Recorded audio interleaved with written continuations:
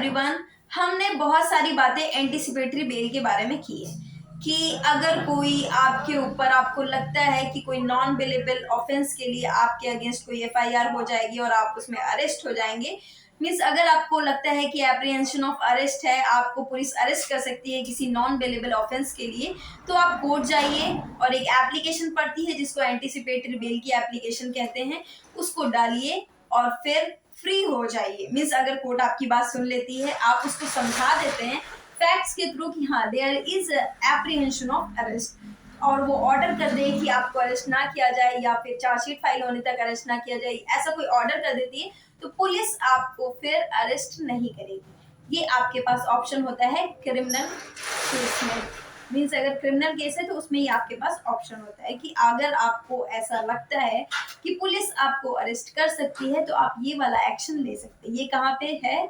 ये है 438 CRPC, उसमें ये डील किया गया। ये मैंने सेक्शन उन लोगों के लिए बताया है जो पढ़ाई वगैरह कर रहे हैं या फिर जो लॉयर हैं उनके लिए, क्योंकि आम जनता के लिए सेक्शंस का कोई उपयोग नहीं, उन्हें सिर्फ पता होना चाहिए कि उनके लिए कौन कौन से लॉ बने हुए हैं।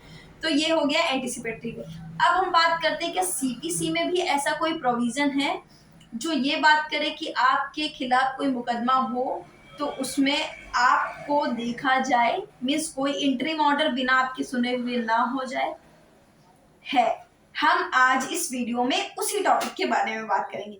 मीन्स हम खोजेंगे कि क्या है सीपीसी में ऐसा जो आपको बताएगा कि भाई आप कोर्ट को कहेंगे रुकिए रुकिए मैं आ जाऊं तब आगे ऑर्डर करिएगा, मेरे आए बिना आप ऑर्डर नहीं कर सकते। ऐसी कौन सी एप्लीकेशन है जो आपको ऐसा करने के लिए पावर दे सकती है? तो चलिए आज हम उसकी बात करेंगे इस वीडियो में, ठीक है। उससे पहले मैं आपको बता दूं कि प्लीज मेरा चैनल सब्सक्राइब कर दीजिए, क्योंकि आप लोग चैनल ही नहीं सब्सक्राइब कर रहे हैं। पता नहीं यूट्यूब वालों को क्या हो गया, व्यूज भी अच्छे नहीं आ रहे हैं आजकल, या फिर मेरी वीडियोस अच्छी नहीं हो रही। जो भी है, अगर वीडियोस अच्छी नहीं है या फिर कुछ इसमें और चाहिए तो आप लोग बता सकते हैं। और यूट्यूब वालों का नहीं पता, लेकिन आप लोग ढूंढ ढूंढ के मेरी वीडियो जब भी आता है नोटिफिकेशन के लिए ऑन कर दीजिए, जिससे जब भी मेरी वीडियो आए तो आपको नोटिफाई हो जाए और फिर आप देख लें वहां पे जाके। ओके, तो चलिए अब वीडियो की बात करते हैं। मीन्स हम टॉपिक की बात करते हैं, वीडियो नहीं टॉपिक की बात करते हैं। तो टॉपिक क्या है आज हमारा? कैविएट। जो लोग स्टूडेंट हैं उनके लिए पता होना चाहिए कैविएट किस सेक्शन में है। ये सेक्शन है 148A CPC का। और आपको एक और बात पता होनी चाहिए, कैविएट सीपीसी जो नया आया था, मीन्स जो ओरिजिनल सीपीसी था उसमें नहीं था। ये 1976 के अमेंडमेंट के थ्रू ऐड किया गया था। आप अगर आपके पास अगर अभी है, मीन्स मुझे लगता है कि अगर आप पढ़ाई कर रहे हैं तो बुक्स आपके साथ होनी चाहिए, चाहे आप वीडियो देख के पढ़ाई कर रहे हैं या फिर ऐसे पढ़ाई कर रहे हैं, कैसे भी कर रहे हैं आपके पास बुक्स होनी चाहिए। तो अगर है तो आप खोल के खुद भी देख सकते हैं, मैं भी आपके साथ साथ खोल लेती हूँ। ये देखिए 148A लिखा हुआ है, इसके ऊपर ये 2 लिखा हुआ, फुटनोट 2 में आप देखेंगे inserted by act 104 of 1976। Means ये ओरिजिनल सीपीसी में नहीं था, ये ऐड किया गया है अमेंडमेंट के थ्रू, 1976 के अमेंडमेंट के थ्रू। तो आपको ये पता होना चाहिए क्योंकि आप स्टूडेंट हैं, आप लॉयर हैं, ये सारी चीज़ें आपको पता होनी चाहिए। जनरल पब्लिक के जानने की बात नहीं है ये, लेकिन मुझे लगता है वीडियो हर कोई देख रहा है तो हर किसी के लिए होनी चाहिए, तो बस इसलिए बताएं। तो 148A में बात की गई है कैविएट की। उसमें क्या कहा गया है कि अगर आपको ऐसा लगता है, अगर मीन्स आप देखिए जब आपके अगेंस्ट कोई मुकदमा होने वाला, बहुत सारे टाइम पे आपको पता नहीं होता है कि होने वाला है, लेकिन बहुत सारे टाइम पे आपको पता हो जाता है। जैसे कि आपके पड़ोसी का खेत और आपका खेत बगल बगल में है, दोनों लोगों का, आपको लगता है कि ये जो है मैं मीन्स मेरे अगेंस्ट कोई इंजंक्शन का सूट फाइल कर सकता है ना, स्थायी निषेधाज्ञा का वाद दायर कर सकता है। तो फिर क्या करें, क्योंकि कोर्ट में वो अपने लैंड का नंबर दिखाएगा और उसको स्टे मिल सकता है, मीन्स इंटरिम स्टे मिल सकता है। तो फिर अगर आपको उसको स्टे मिल गया तो आपके अपने खेत में जो जुताई बुआई है उसमें प्रॉब्लम हो जाएगी। तो क्या करें हम कि अगर ये मतलब बिना मेरे बताए हुए कोर्ट से कोई ऑर्डर ले लिया, फिर क्या होगा हमारा? अगर आपको ऐसा कुछ लगता है या फिर कोई ऐसा मीन्स आपका भाई वगैरह है, वो उसके नाम पे कोई घर वगैरह है लेकिन उस घर में आप सभी लोग रहते हैं, फिर आप क्या करें कि मीन्स आप, वो भाई था उसके नाम पे घर है, आप सभी लोग रहते हैं, लेकिन वो चाहता है कि आप उस घर से निकल जाएं, तो वो कोई मुकदमा जाए और कोर्ट में फाइल कर दे। आपको ऐसा लग रहा है क्योंकि लड़ाई वगैरह हुई थी घर पे या फिर कुछ ऐसी एक्टिविटीज हुई थी जिससे लगता है कि उसके दिमाग खराब हो गया है, फिर आप क्या करें? या फिर कोई भी मतलब ऐसे कुछ इंसिडेंट होता है जिससे आपको लगता है कि दूसरी पार्टी मुकदमा आपके अगेंस्ट कर सकती है और कोई इंटरिम ऑर्डर पास करा सकती है आपको बिना सुने हुए कोर्ट में। कभी कभी जब आप इंजंक्शन का सूट या फिर कोई भी सूट फाइल करते हैं उसके साथ एक एप्लीकेशन जाती है ऑर्डर 39(1) and 2 में, सीपीसी के ऑर्डर 39(1) and 2 में, जिसमें इंटरिम रिलीफ सीख की जाती है स्टेटस को मेंटेन रखने के लिए। और उसमें जो प्लेंटिफ होता है ये प्रेयर करता है कोर्ट से कि डिफेंडेंट को मीन्स रोक दिया जाए कि वो उस लैंड पे कुछ भी कंस्ट्रक्शन ना करे, कुछ भी ना करे। तो अगर वो लैंड उसकी प्लेंटिफ की है तब तो ठीक है, लेकिन अगर वो आपकी लैंड के लिए वो मुकदमा फाइल करने जा रहा है तो फिर आपका नुकसान हो सकता है।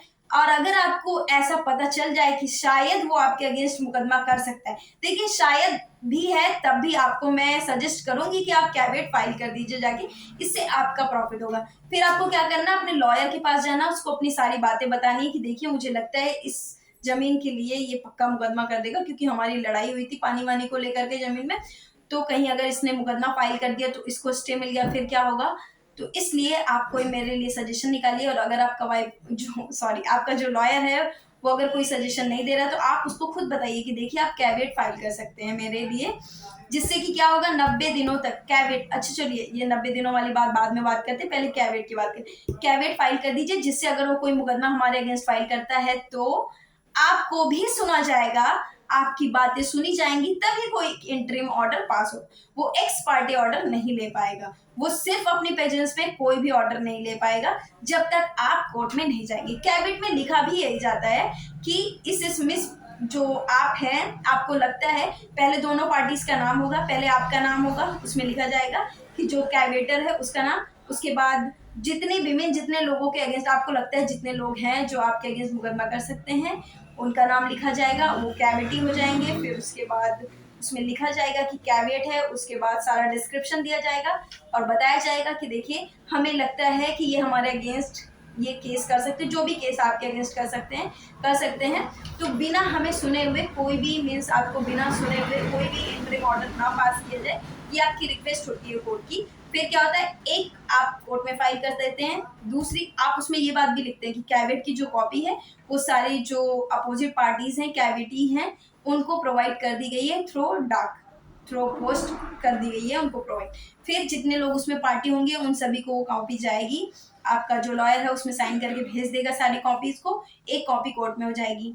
अब ये हो गया, लेकिन क्या एक बार कैविएट कर दे तो क्या वो हमेशा के लिए हो जाएगा कि एक बार फाइल कर दिया अब तो भैया हमारे अगेंस्ट कोई केस करेगा तो हमें बिना सुने हुए देखा नहीं जाएगा तो हम एकदम निश्चिंत हो गए? नहीं, इसका टाइम पीरियड होता है 90 डेज तक। जिस उस कैविएट की 90 डेज तक कोई भी आपके अगेंस्ट अगर उसी से रिलेटेड, ऐसा नहीं है अगर दूसरी लैंड के लिए हो गया तो क्या वो कैविएट काम देगी? नहीं, वो कैविएट सिर्फ उस पर्टिकुलर लैंड के लिए या उस पर्टिकुलर प्रॉपर्टी के लिए काम देगी जिसके लिए आपने कैविएट डाला है। ठीक है, तो 90 डेज तक सिर्फ ये होगा। 90 डेज के बाद अगर फिर आपको लगता है तो फिर आपको डालना पड़ेगा कैविएट, वैसे ही सारा प्रोसीजर फॉलो करना पड़ेगा। तो ये हो गया कैविएट। अब इसके बाद ये तो हो गया जो कैविएट कर रहे हैं उनके लिए बात है ना, कि अब आप सुरक्षित हो गए, आपको बिना सुने हुए कोई भी इंटरिम ऑर्डर पास नहीं करेगी कोर्ट।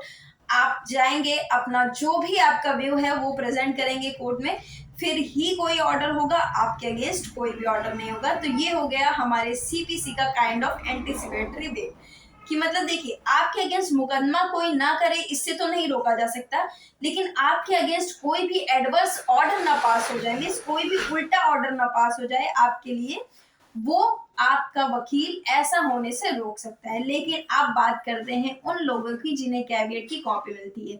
मैंने ये वीडियो क्यों बनाया है, वैसे मैं सारे वीडियो में ये वाली बात बोलती हूँ कि मैंने क्यों वीडियो बनाया ना, मेरे पास कहाँ से थॉट आया इस वीडियो बनाने का।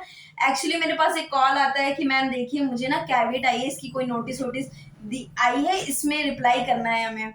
तो इसलिए मुझे लगा कि कैविएट का टॉपिक अच्छा है, अगर मैंने एंटीसिपेटरी बेल के लिए बनाया तो कैविएट भी बनाना चाहिए ना, क्योंकि लोग ना क्रिमिनल लॉ को इतना हाई पे रखते हैं, सिविल को इतना लो पे रखते हैं, कहेंगे सिविल वाले क्या करते हैं, कुछ भी नहीं करते हैं, बस एप्लीकेशन पे एप्लीकेशन देते हैं। जो सिविल की प्रैक्टिस करते हैं उनसे पूछिए एक्चुअली में सिविल लॉ क्या है।